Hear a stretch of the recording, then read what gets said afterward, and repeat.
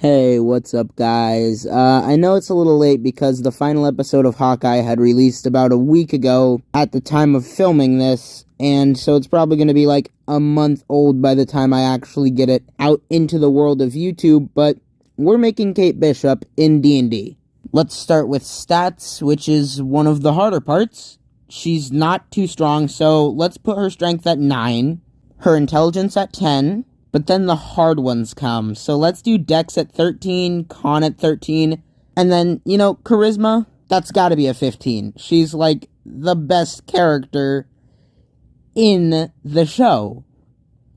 And then I guess that leaves us with a 13 Wisdom. And for races, we'll do human, not variant human, just regular human. So now all of our odds become evens and everything is right in the world. For classes, we'll start with Monk, giving us proficiency in acrobatics and athletics. We also get an okay AC of 15 with unarmored defense, which gets better over time, of course. And then we get the martial arts thing, which doesn't give us much right now, so I'll talk about it later. Our second level Monk gives us a 40-foot movement speed and ki, so we can jump far as a bonus action for 1 ki, punch twice as a bonus action for 1 ki, or impose disadvantage on all attackers targeting you as a bonus action for, you guessed it, 1 ki. And last of all, we can infuse a weapon, coin, and gain benefits of martial arts, like it being able to use like a D4 that scales up for damage and dexterity instead of strength for damage and attack rolls. Third level lets us pick a subclass like Kensei, and we get a ranged Kensei weapon being our longbow and a melee one. Let's do a rapier because she is quite a good fencer, and then they also get many benefits, including using our bonus action to deal an extra 1d4 with our longbow, free of ki by the way. Also, if you punch somebody and you're holding a Kensei weapon, you get +2 to AC until the end of your next turn. And the most potent feature of the Kensei Monk, proficiency in painter's supplies.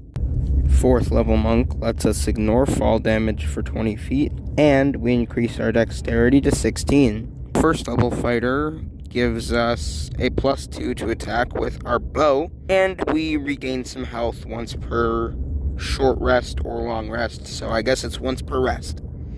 Second level fighter gives us 2 actions, and that's only once per short or long rest. Third level fighter is where we get what we really want, arcane arrows, for which you can use them twice per long or short rest. I will choose bursting arrow for the explosion arrow and grasping arrow. Fifth level Monk gives us 2 attacks per action, and if you hit with a melee attack, you can spend 1 ki to try and stun the target. Sixth level Monks make your fists rapier, longbow, magical, so nobody can resist them. Also, if you hit with a Kensei weapon, you can spend 1 ki to deal more damage, and now we multi-class to Rogue for even more damage if we have advantage. Second level Rogue lets us move more as a bonus action. Third level Rogue gives us 2d6 sneak attack, and most of all, we can sit on a rooftop and get advantage for, say with me, more damage. Also, we need to get to the roof, so let's take the Thief subclass, so we don't need extra movement for climbing. There's other things, but we don't really care about that. Seventh level Monk lets us take less damage for dex saves, and you can decide to just stop being scared of somebody or charmed by somebody. Fourth level fighter gets us our first feat, and it's magic initiate, so you get the booming blade cantrip, and we can take Find Familiar for Lucky the dog.